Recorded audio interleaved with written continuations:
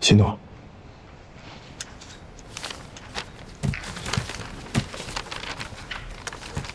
大成集团第3届董事会第131次会议，董事7人，实到6人。现在会议正式开始。各位董事，上午好。非常感谢各位准时参加今天的会议。根据公司的章程，成功董事长如果不能如期地履行董事长的职务，我作为副董事长代其履行。昨天我全面接管公司运营，1天的时间交接完毕，理顺了业务。到目前为止，公司的生产运营没有受到波及影响，也没有出现混乱状况。这是事实。但是，相信各位心里也非常清楚，我们面临的最大困难，不只是眼下的油煎火烤、千夫所指的这几天，也不仅仅是因为负面效应、暴跌的股价、缩水的市值，而是在更长久的未来，领导人名誉破产，集团声誉受损。企业最怕什么？是让机构、银行还有股民失去信心，资本离场，资金链断裂，企业的生产运营无以为继。今天没有问题，不代表明天没有问题。今天资金链没有断掉，并不代表明天的资金链不会断掉。这就是黑天鹅效应的可怕之处。以为咬咬牙迈过这道坎儿就没事儿了，过去之后轰然坍塌于平地。企业领导人大权独揽，是冠冕，更是紧箍咒。权力不是让你为所欲为的，而是让你不欲常人之欲，不乐常人之乐，谨言慎行。权力的本质是责任使命，不是自由放纵。每一个深谙此道的人，真正获得权力之后，忘乎所以。企业领导人的关键人效应，春风得意时是光环，至暗时刻时是脓流。面对刑事调查和舆论关切时，直面、切割、修正，比迂回逃避装死更能帮助大成和我们的利益。直面、切割、修正。我说完了。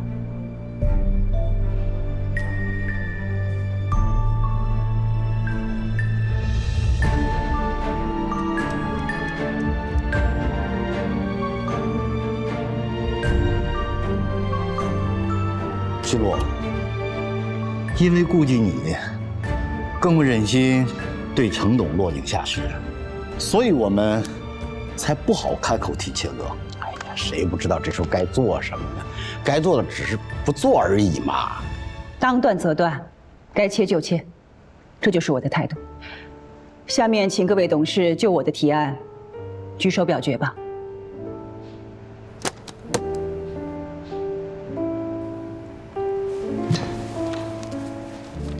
关于免去成功先生董事长职务，重新选举新路女士为董事长的表决事项，投赞成票的，请举手。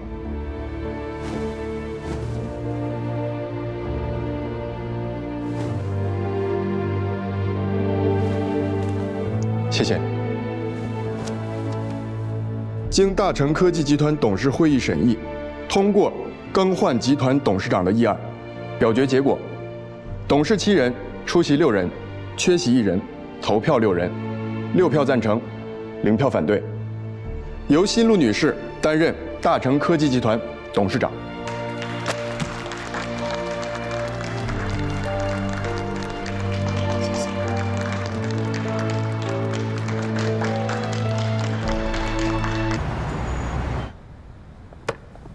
新董，董事会公告已经拟好了，请您过目。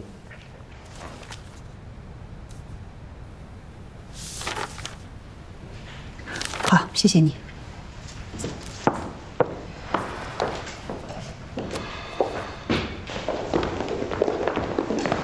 谢总，坐。李总，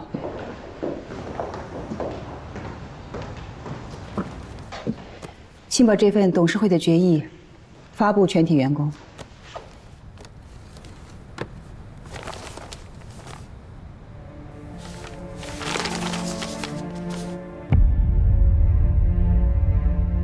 更换董事长，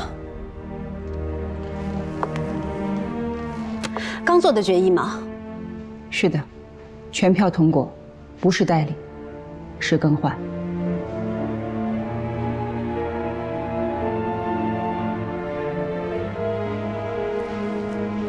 去执行吧。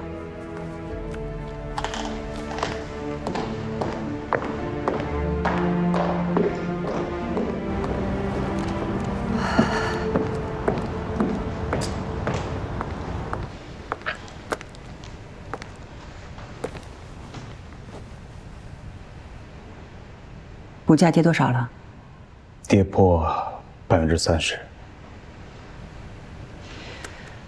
公告董事会的决议，安抚市场情绪，同时向港股申请停牌，力争停牌几天。这2个举措对股价止跌肯定利好，尤其是短暂停牌，如果获批，我们就能缓口气儿。但是，由于咱们的股价已经跌到警戒线，机构要求我们追加保证金的电话、邮件一波接一波的打过来，就差来人堵我办公室了。刚又下了最后通牒，再不追加保证金，咱们就会收到强制卖出通知书。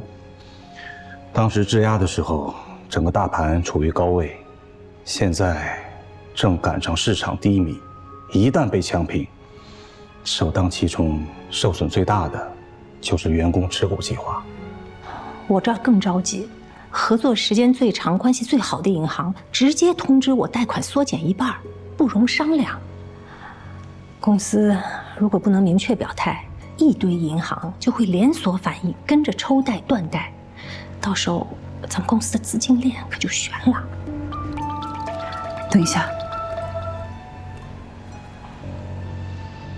安妮，昨天晚上我要求紧急准备的5000万准备好了吗？好，我让大成的财务总监跟你联系，请你赶快安排转账。谢谢，再见。安妮是我的私人财务秘书，我把她的联系方式放给你，你赶快联系她。辛苦你，这是1天的时间，我能调用的个人资金也只有这么多了。先用这5000万保证金给信托公司，之后我亲自跟机构谈，还需要补上多少，我陆续追加，1分都不会少。您要动用个人资金？救急不分公司和个人，员工利益一定要保下来。好，我现在立刻马上主动联系机构。辛总，我先替全体持股员工谢谢您。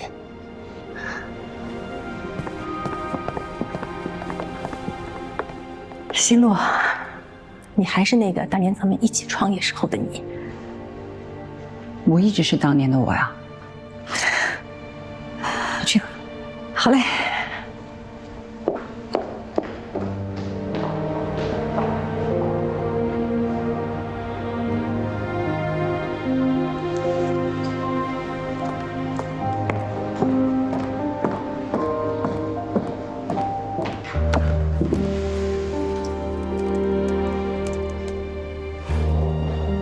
靳总，林律。林律，坐。你什么时候可以见到他？昨天申请了，今天应该可以见到他。昨天我安排人给他送去了衣服和书，还给他的账户里存了一点钱。哦，可是看守所1个月的上限也就700、800块钱，太多了他也用不了。我知道。希望他吃得好一点，喝得好一点。他平时已经习惯了用钱去拼事儿，希望里面的人对他好一点吧。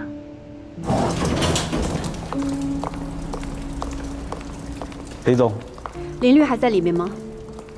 跟辛董在谈事儿呢。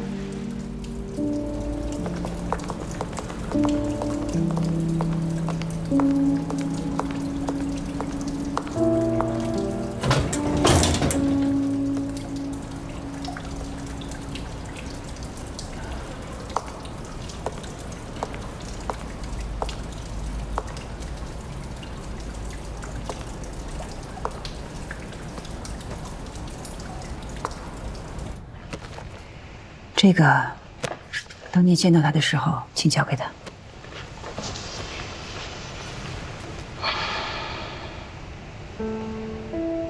他肯定很难接受，接受不了也得接受。好，我见到他的时候给他。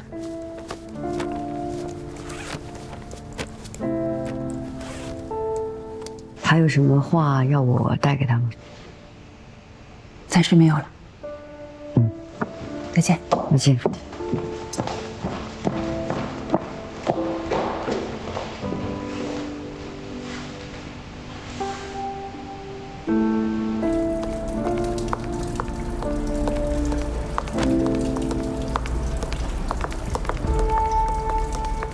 林律，啊，李总。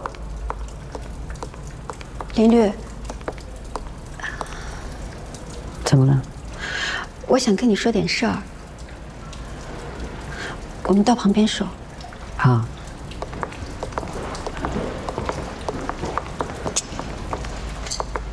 新路让你把更换董事长的决议交给他。对。什么时候？你今天就能见到他吗？今天应该可以见到他。能不能先别给他？他在里面已经够煎熬的了，还要让他知道众叛亲离，雪上加霜吗？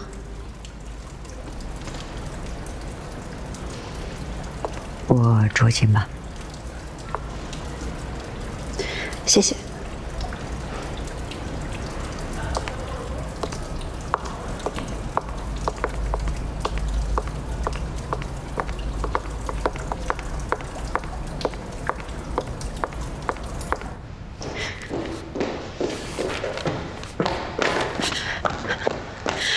没有人反对，其实我也没有资格反对，但如果我不反对，就没有人踢得鸣不平了。坐下说吧。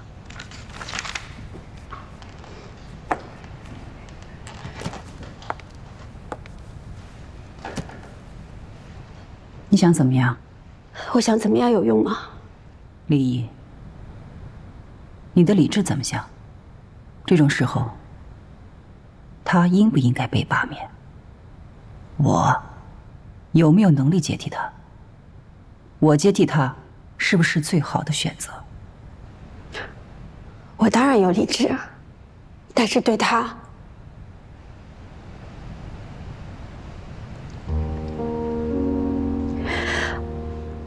在这个时候，他身边所有的人都那么理智，对他是不是太残忍了？你真的很爱他，就像多年前的我。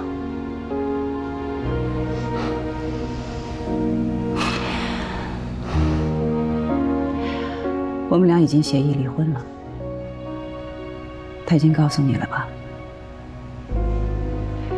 不出1年半载，他就自由了。我想，这应该是你的殷殷期待。不过到了那个时候，他就没有那么多的事情了，没有了实权，你可以得到更多的他，甚至比我更多。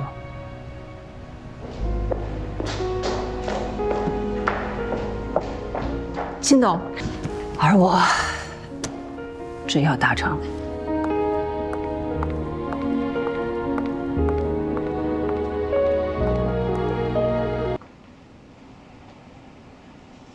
怎么了？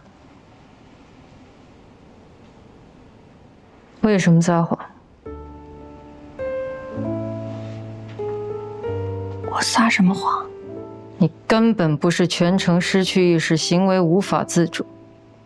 实际上，性关系发生前你就已经醒了。为什么对警方虚假陈述？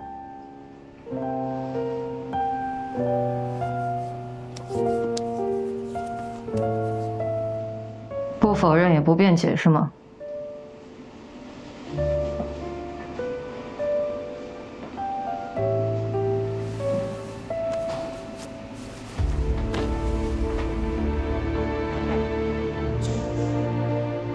监控视频显示，12点你回到大城时行走自如，并无异样。0点10分你自行进入卫生间洗浴，0点20你口齿清晰打电话给大堂经理，让人送红酒上楼。在卫生间洗浴还不忘白天工作的一个细节，这是重度醉酒、神志不清、毫无反抗能力的状态吗？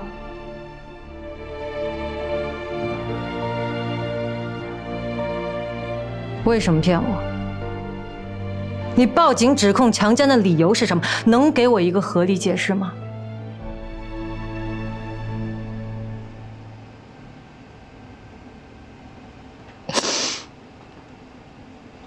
对不起。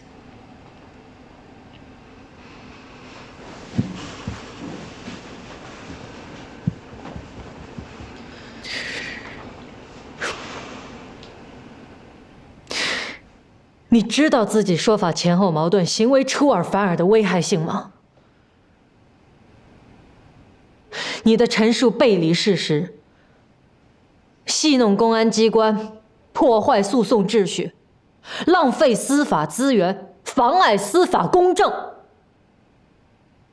危害最大的是伪证可能会导致犯罪嫌疑人蒙受不白之冤，法律正义被践踏，公序良俗被亵渎。如果你撒谎现在没有被人揭穿，随着诉讼程序的推进，假证造成的恶果会越来越严重。只在侦查阶段作伪，最坏的结果就是公安机关错误立案。一旦检察院提起公诉，虚假陈述将会导致对嫌疑人的无罪判决和国家赔偿，殃及国家也殃及你自己。你会被追究刑事责任，受到刑事处罚，你知道吗？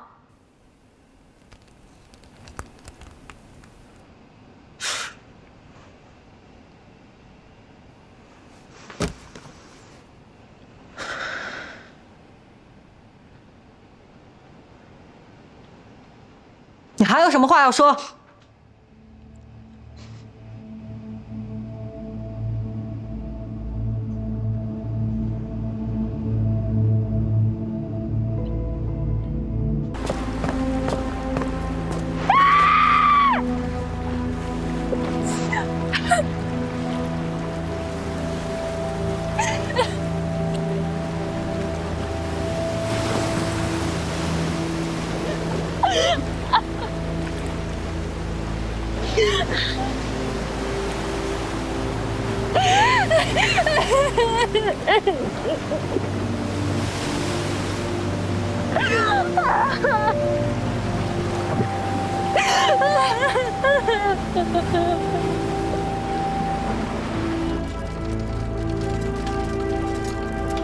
徐徐，徐徐，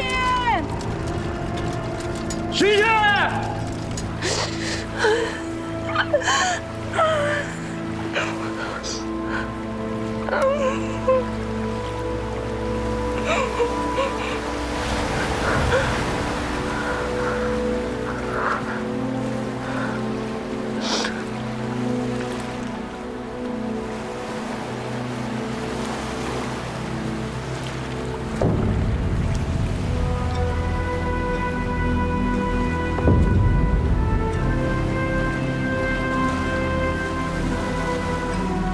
徐徐，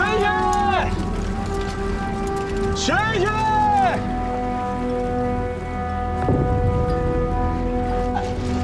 哎，徐徐在哪里？看，在这儿。